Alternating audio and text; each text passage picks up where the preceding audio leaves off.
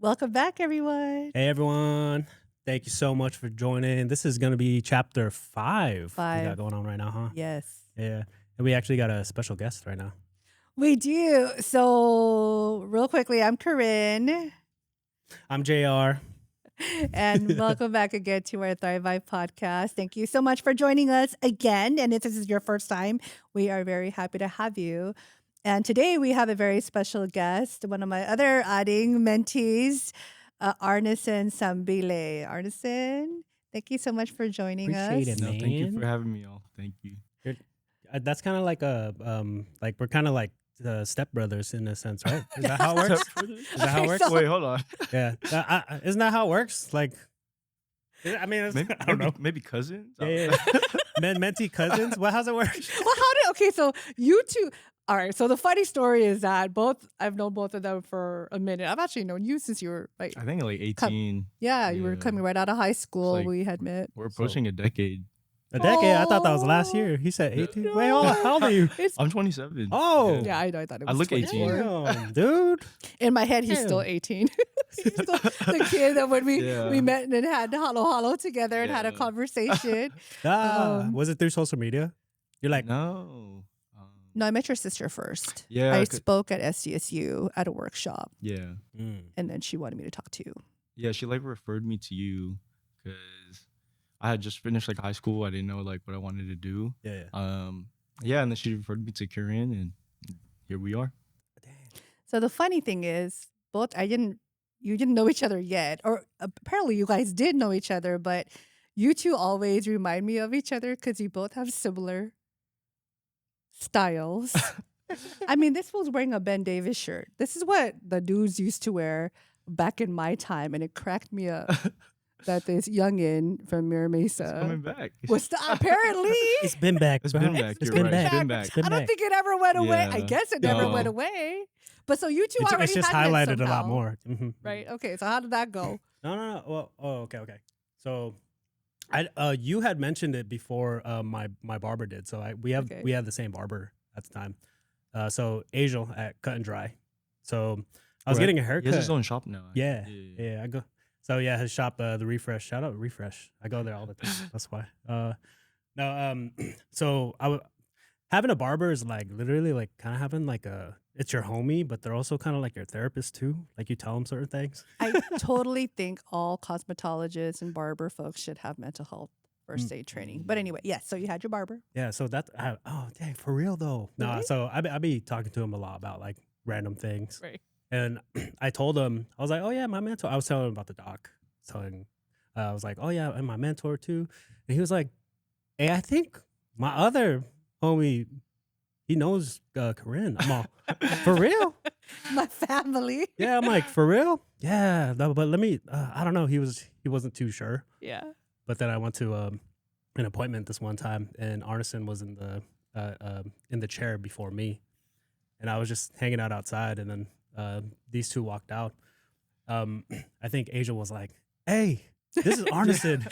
He has the same. So what he has the so same mentor." You have the God, same this is mentor. God. Aw. And then Yeah. you guys took a Yeah. picture and sent it to me, and I was so happy. I Oh, was- look at the babies are together. I forgot what I said. I was like, "Hey, is this your You mentor?" know him? Do you know Yeah. him? I'm like, yes, I do. Small world, man.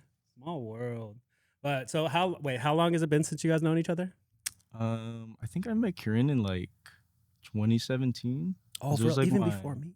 It's been a long Yeah. time. Like it was like my second semester of college. Yeah. Yeah, I think I was like 18 still. Really? Yeah. What do you ever reach out to her on like anything? What if Oh, it's like all the career-wise? time. Oh, for real? we're just casually texting. It's more than you. What the More You than- gonna make them Hey. jealous. I love everybody equally. Stop it. Oh my God. Yeah. I feel like I became a boy mom, and this is what God was preparing me for. Oh no, you have plenty sons now. I know. Mhm. And daughters. I have a lot of Yeah, community daughter yeah. mentees too. But Yeah, how many do you got? like So we're- honestly, like how many mentees do I have? Yeah. That I check in regularly? Probably like 20. How do you do that 20? shit, man? That's like a Yeah. caseload. Not counting like That's the like a kid 200 load. years of For caseload. real. How do you make Speaking- time for us Yeah. like that? And No, you're when she home replies to me, I'm like, how is she texting me back? for real. There's really 10 of me. I'm- That's great. they're Which all, version is they're all this? automated. I don't know. Automated Let's text. find out. Let's find out who I am Like, today. I'm like thinking to myself, I'm like, how much time do you got? Like, because she replies hella quick Yeah, too. she I'm like, does. Well, the funny thing I think with both of you too is that you both decided this is where the commonality comes in. You both decided on helping professions. So what program are you in right now, Arneson? So right now I'm finishing my master's at San Diego State. It's called CBB, so it's Hmm. to be like a clinical therapist. oh, It's cool. It's going. fire. Yeah. Let's If y'all know go. what CBB is, you know what I'm talking about. It's going. Yeah. Can you explain what it is? So it's like a multicultural program. It's a little different from like the traditional like I guess like any therapy program because it is community based. Um, and I'd say like I'm sure you know this, Manang, like in a lot of like mental health and like social work spaces, it is predominantly like white. Mm-hmm. And our program specifically like focuses on like bringing like people of color.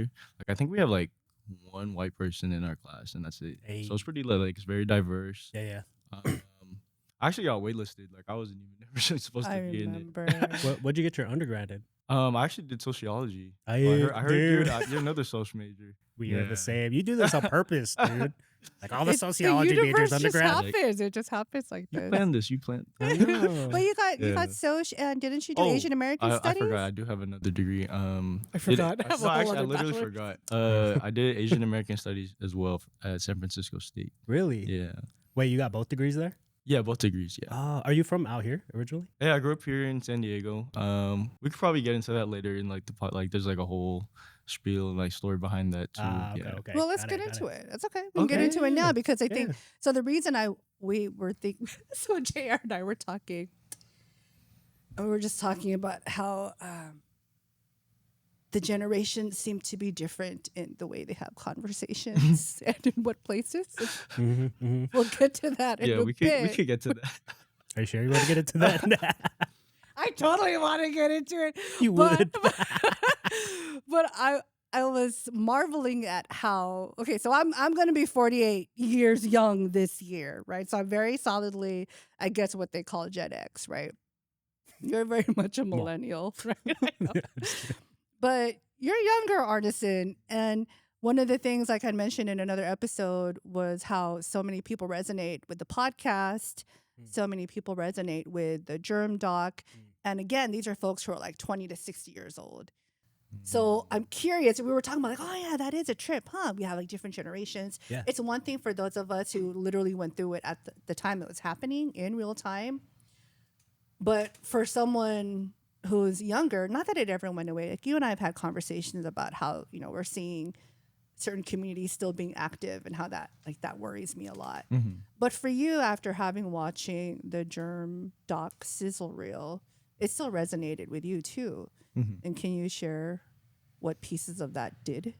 Yeah, of course. I feel like the germ doc, like in particular, like very much resonated. Like, especially like as like a Filipino American that grew up in San Diego. Like it's unfortunate to say this. Like, it's a story that I'm sure like a lot of people can resonate with because they've had similar experiences, and I think growing up here, like I am like getting like a little older now that I am 27, but I feel like the era I grew up in was very much like the tail end of like Filipino Americans like being like gang affiliated. Because towards the end of high school, like I've talked about this like with a lot of like people around my age now, like it definitely started to like fade away. But very much like when we were like in middle school and like elementary school and high school, like we would see like our older cousins and like friends, like probably like people like in your generation, and especially like I'm sure like in your generation, like we had our uncles like definitely tell like their war stories from like growing up in the 90s, like even like teasing us like about what we wear and like things like that. But yeah, Like this one right here. yeah, this one for sure. And I think that's why me and Kirin got so close. Like, she reminds me of like so much of my other family members that grew up in Southeast. Like, there's just like a demeanor that comes from like I feel like growing up in that generation, and I definitely still experience it from you. Like, I love you, Straight but I'll up. smack you in a Yeah, second, Yeah, right? yeah. that's- Straight up. yeah. Straight Like, up. I love you, but I will Yeah. check you real fast. Yeah. Like there's like Because this I love you grit. so much. Yeah. Yeah. I'll give you a game, but I'll. Yeah. Yeah, but you know.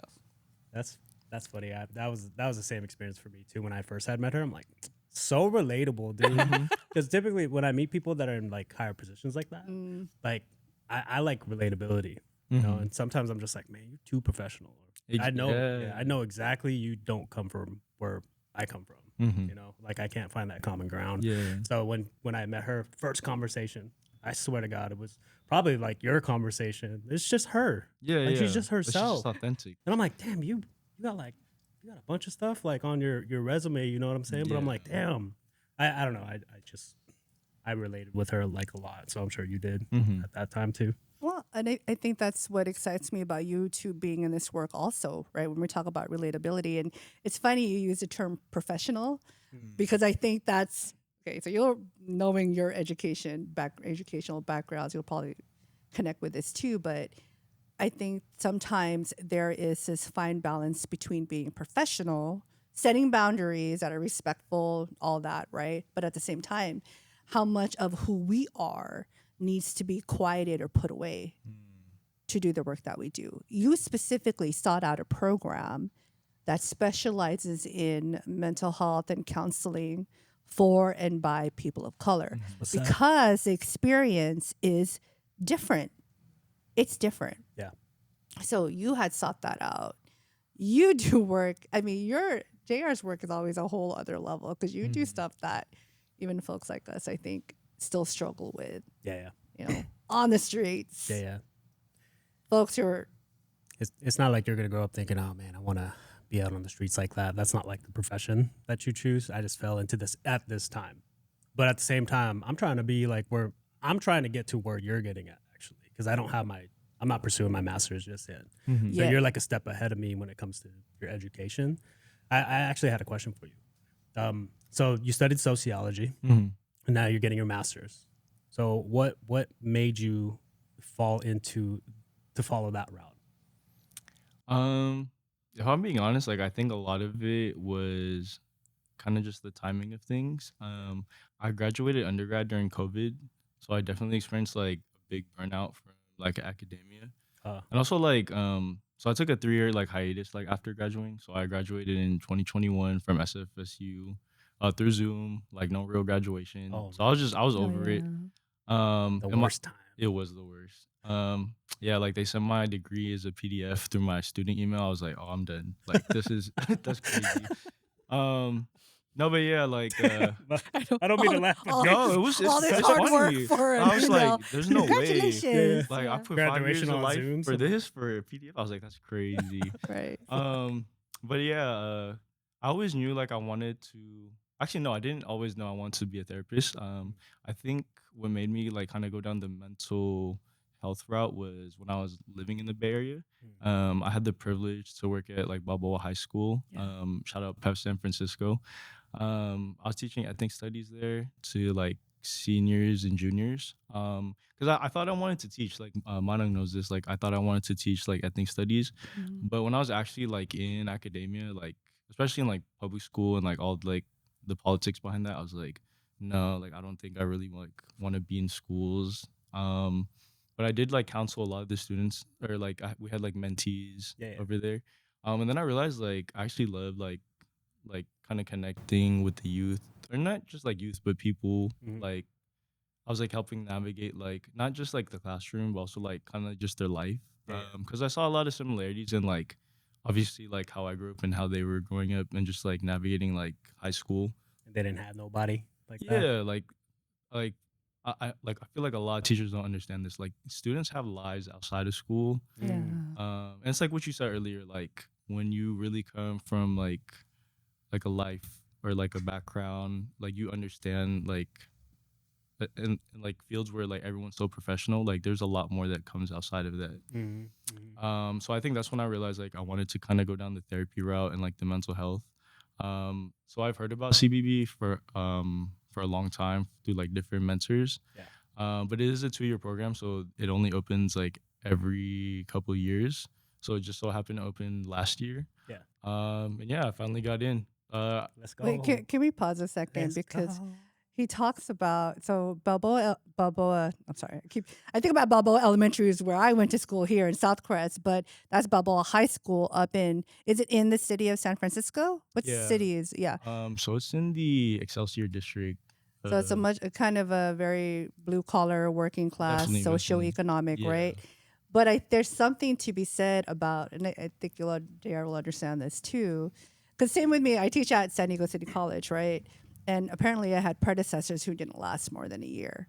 Whereas for me, I love my students at City Mhm. because we connect on a certain level. Not that you need to have had the exact same Yeah. background as people, Mm. but there's something to be said when they know you get it. Mhm. And for you, and this is why I kind of crack up about the Ben Davis shirts and all that.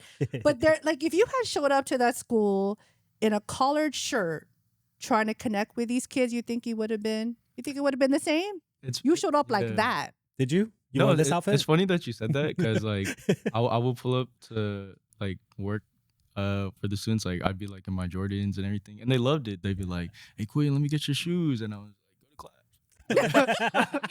And Yeah. didn't you use like Nipsey? You Oh, yeah, remember yeah. what's I the forgot Nipsey about story? that. I love that story. Nah, we were doing like an intro about like our like kind of like our life stories and like who we are as teachers. Mm. I forgot what quote I did, but I did like it was like uh, to know where you're going, you have to understand like where you come from.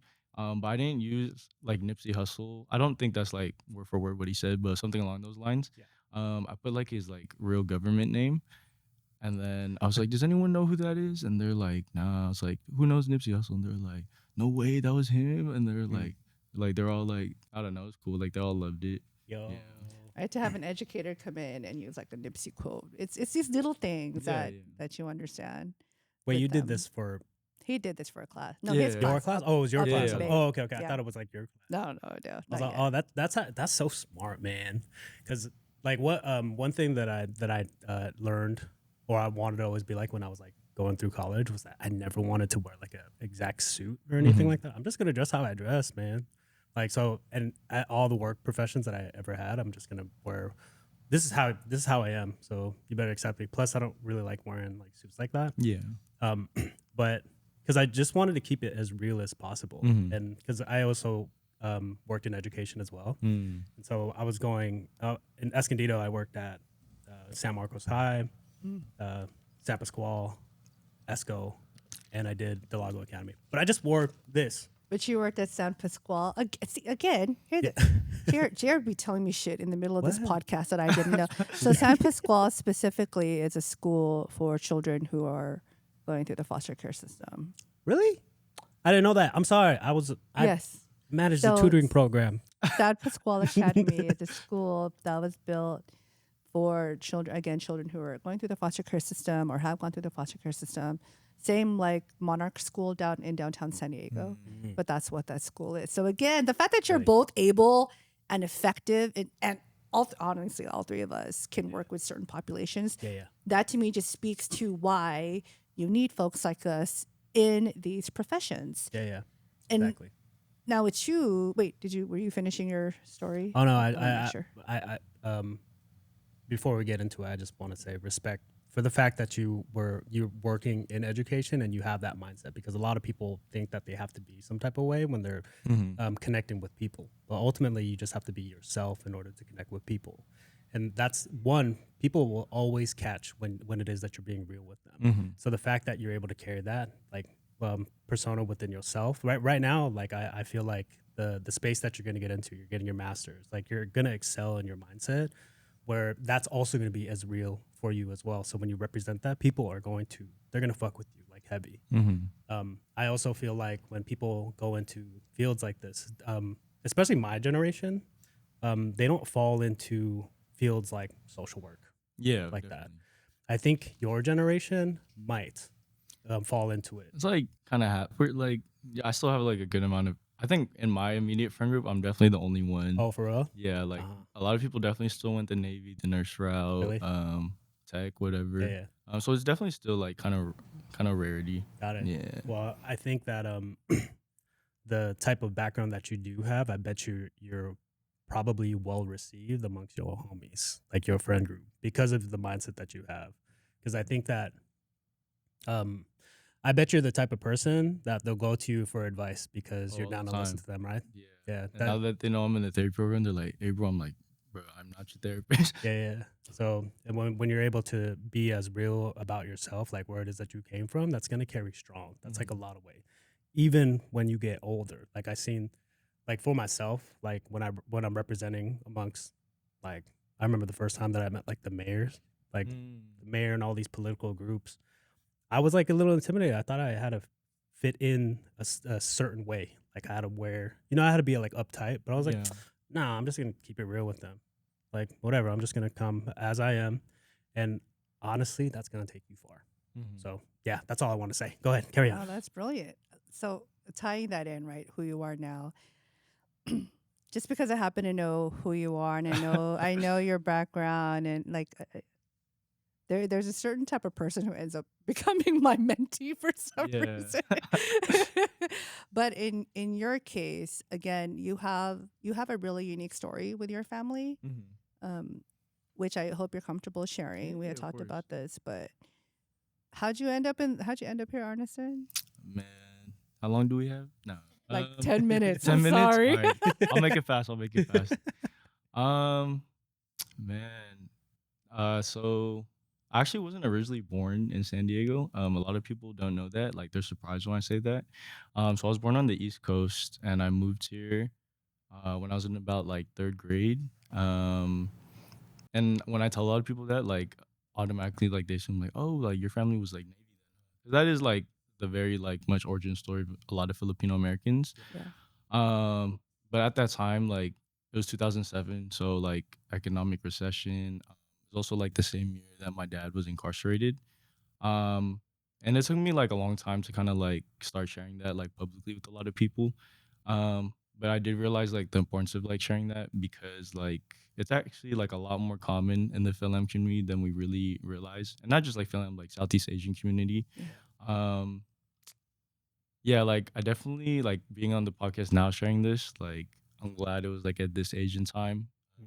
Because like when I met Kirin, like at 18, like it's definitely not something I told everybody. Yeah. Um, but yeah, like when I first moved to San Diego, like it was such a culture shock. Like I had grown up, I was born in the East Coast. Like I was like the only Filipino kid in my class. Mm. So I tell this story to a lot of people. Like I remember my first day, like we got here, and then my mom told us we were coming here for a vacation to visit my auntie, and then so I just packed my bag of like, oh cool, we're going to California. Not telling the truth at all. So we got here and we're in like my auntie's living Moms be room. tricking us, Oh man. no, Tricking us into all kinds no, of I'm It's a talking. long ass Right. vacation. We're never coming back. Don't worry. I'm talking about it in therapy. Like we're figuring. No, I'm just like no, but yeah, like we were like my auntie's living room in Mira Mesa, and then she was like, "Yeah, we're moving here." I was like, "What?" And then me and my sister were just, yeah, we're just going through it. So we're just crying that whole day. We wake up. How, we're like, how old were you when you came here? I think I was 8. Yeah, Okay. so I was pretty young. So after like crying, like we woke up. It was Sunday, so she's like, "All right, it's time to go to church." So and then we head down to National City. Where most of my family in San Diego, they're from like Paradise Hills and National City. So we grew up going to church at First Christian Church, National City. And I remember the first thing, like this still sticks with me, like the whole church was Filipino. Like Yeah. it was such a culture shock for me. And then I found everyone there was like my cousin. And I was like, oh shit. So I was like, I've never seen At the so much family Filipinos. reunion. Yeah. No, you good. Like I'd never seen so many Filipinos like outside of the Philippines. Like in America. Like but obviously like as like I'd grown up here, like I'd become like a more like accustomed to it. Yeah. Like now I'm like I don't know what I feel uncomfortable not being in like Philam like communities. Yeah. Um, but yeah, like there's a lot like I experienced like just like being in San Diego. Like obviously like a lot of like things I'm very fortunate of and like a lot Yeah. of beauty like growing up with people that look like me. But also like as you both know, like there's a lot of like other things that come with like growing up in like immigrant communities. Yeah. Um, so I had the privilege of being like exposed to communities of like growing up in Mira Mesa, National City, Paradise Hills.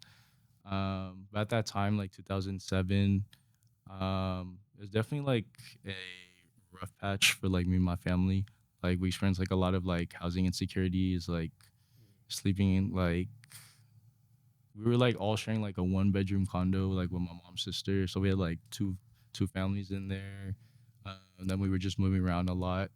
Um and like yeah, like that's just a story for a lot of like immigrant families. Um but yeah, and then I think when I started to see like what made me relate to the Germ documentary was definitely like when I got to middle school. And like I kind of like prefaced earlier, like I definitely feel like I grew up like on the tail end of like Filipinos being like gang affiliated. Yeah. Because I remember like in 6th grade, so like growing up, like my favorite color like was always blue. My sister, she was like, I was about to enter middle school, and she's like, "Oh hell no! Like we're gonna buy you new clothes. Like you're not wearing any of this to middle school." And I was like confused. I was like, "Why do I need to like not wear a certain color to middle school?" She don't want you to get your ass Yeah, beat. That's yeah, why. no. So I didn't get that, and because my sister like Mm. True. she moved from she's a little older than me. She's like around your That's age. why I would Oh, really? think. Yeah. Okay. Okay. So she went like straight into middle school from Virginia. So I know so she had an even bigger culture shock Yeah. because I was able to assimilate a little better because I was in elementary school. Like Yeah, you were we're younger. just kids. But she's like she would like go to middle school like straight from Virginia. Like kids are getting jumped in the bathroom. Like she's like, what is going on? Like she's confused. She's like, Um, Arneson, you're not getting into this shit. yeah, I was like, I like blue. I don't get it. But then yeah, as I got older, like Ah, it's all these little things you don't. Oh Yeah. man, you're yeah. bringing shit back for me. Yeah. Little, like little things you can't wear certain colors Yeah. coming out. But then as I got older, like I started to, cause I like you said, like I had a cousin that went to Bell, and then I was like in 5th grade, and I was like, how come he can't wear? Why does he have to wear a uniform to school? Like, why can't he wear? But obviously Mm. now, like, I understand now. Yeah. Like, as I got older, I started to realize like the communities I was like in, Mhm. like when I first like would go to my family's house in Southeast, I was like, oh, this is a nice area. And then as I got older, I was like, oh, like there's a lot of history behind like what has happened to like Filipinos in these communities. Yeah.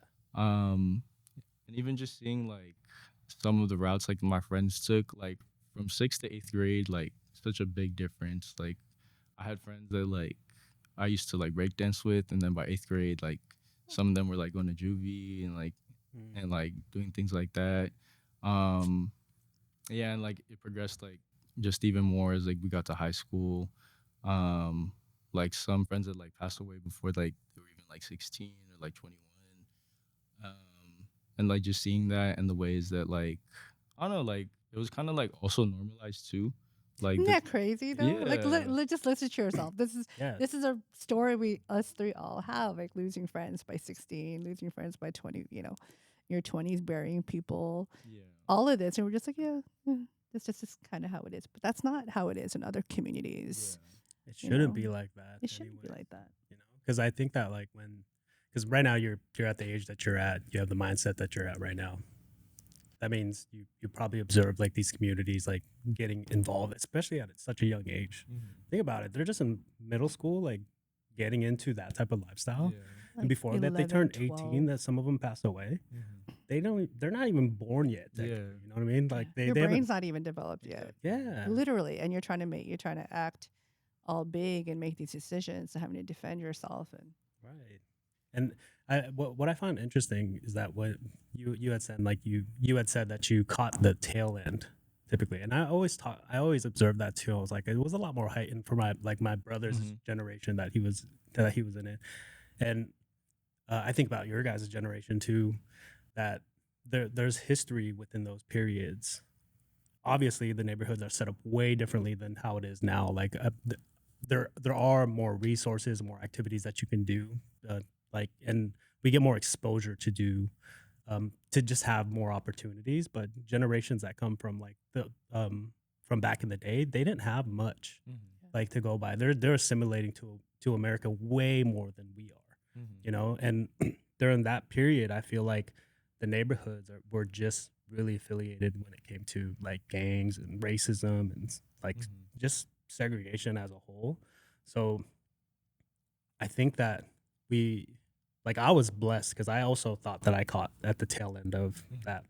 that period, but also I just I also had people that pushed me away from it too.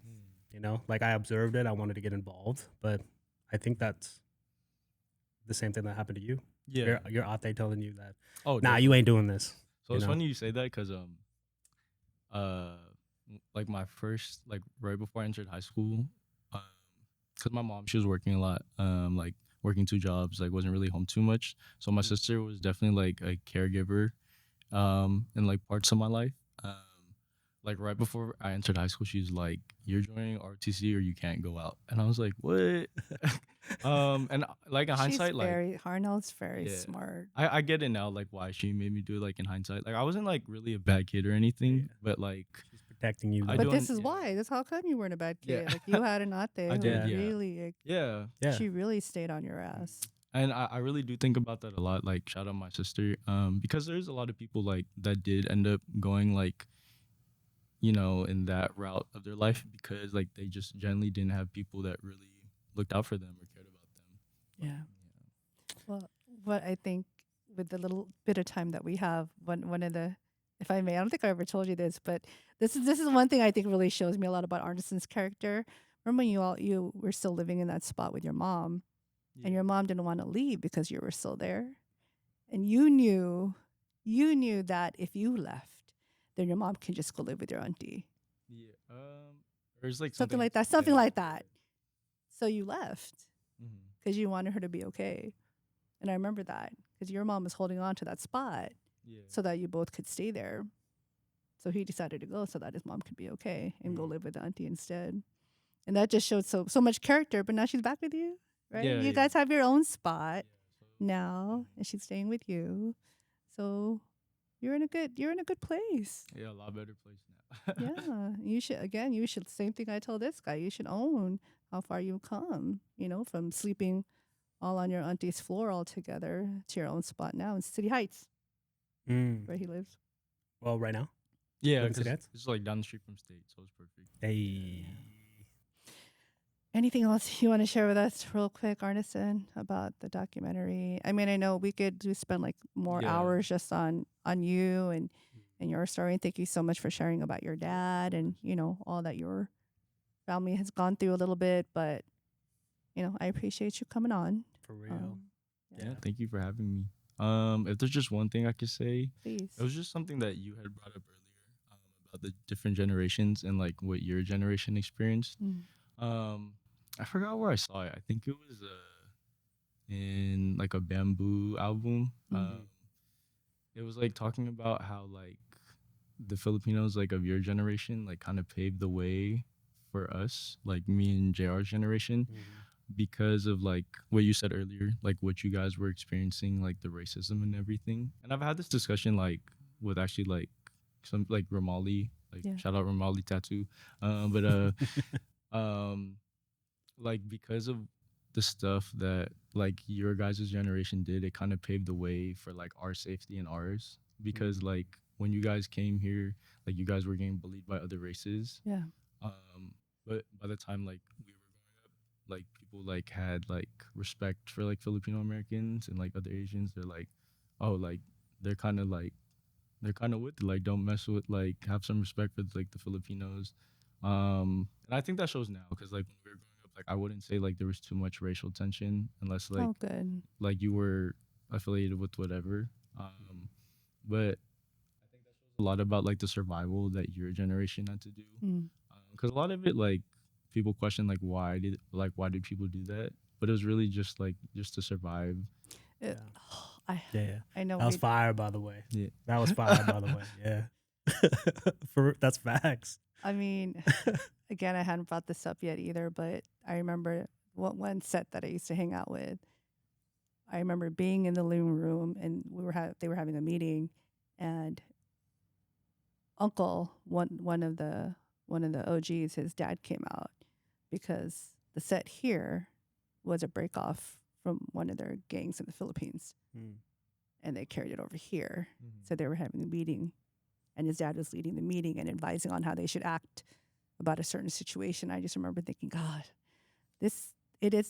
we are talking about a Filipino American experience, but this goes back even further. Mhm. Mm. goes back even further. But it does make me really happy to hear that, at least for you, it felt a little lighter. And we didn't even go into the community work that you've done, Arneson. You were a social economic justice fellow. Like, he's done a lot of other community level work beyond mental health, which is kind of cool because the mental health is something you haven't had the chance to really dig into. But you've done a lot of policy work. You've testified at City Hall. You've testified at the state. For real? Yeah, he has. So, like, I'm again as Yo, that's your tight, as your dog. monarch. I'm so That's tight, proud of dog. that. You know, just another day though. Nah. Yeah, that's what I'm saying. Like, we can go on about this, but you know, you've put in the work too, and this is what we're hoping for. Yeah. You know what I mean? Yeah. This we are who we needed. Yeah. when And we were beyond that younger. too, it's going to Yeah. be the younger generation ultimately, because I think you're going to get to a certain point where it's always about the next generation. Yeah. That's Yeah. the mindset that we got to have, you know. But you also have to respect the people that have paved the way for us and respect what they have done for us. Like, dude, that was straight up, that was fire what you guys said about their generation, because it's literally like that. Yeah. And it's Yeah. that's going to be us. That's probably us right now. That's We have to you pave the now. way. Yeah. Mhm. That's literally that's always been like a thing that I would hope that our generations would do, is just make sure we take care of the next. I feel like that's all we got. Always. Thank you, Ooh. Arneson. Yeah. Thank you This for was having tight, me. dog. Hey, Oh, dog. so All right. That's it. That was good. Thank you. Yeah, thank you, man. And thank you all again for joining us again. Appreciate it. Yeah.